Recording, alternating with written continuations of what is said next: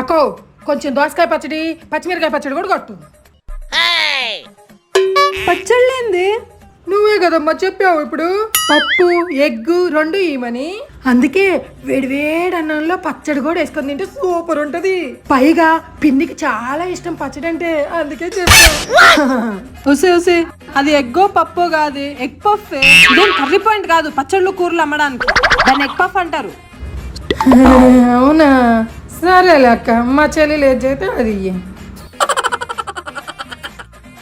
అక్క ఒక్కసారి ఇవ కేక్ చూసిస్తాను. ఓకే.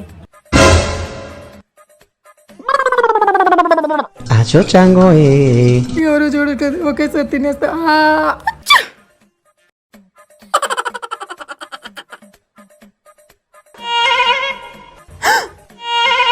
ఒసేయ్ కేక్ ఏది?